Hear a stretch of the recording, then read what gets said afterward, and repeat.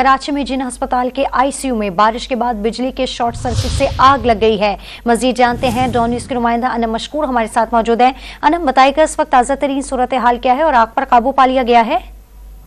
जी बिल्कुल, यहाँ पे जिना अस्पताल का अमला पहुंच गया है और आग पे काबू पाने की कोशिश की जा रही है। अगर बात की जाए आज की बारिश की, तो इसमें जिना अस्पताल के जो है आईसीयू में ये शॉर्ट सर्किट हुआ है, जिसके बाद यहाँ पे आग लग गई थी, जिसकी वीडियो जो है सोशल मीडिया पे आई। इसके बाद अमला इनका हरकत पे आया और वो वहां पहुंचे और कोशिश कर रहे हैं कि आग पे काबू पा लिया जाए। सिर्फ इतना ही नहीं, जिना अस्पताल के शोबा गायनी में भी जो है पानी जमा हो गया, जिसकी वजह से वहां पे भी जो मरीज मौजूद है उन्हें मुश्किलात का सामना करना पड़ रहा है। जबकि दूसरी तरफ आईसीयू में भी जो है पेशेंट्स को मुंतकिल किया जा रहा था। जब ये आग की इत्तला पहुंची तो वहां पे भगदड़ मच गई और लोगों में खौफ व हिरास फैल गया।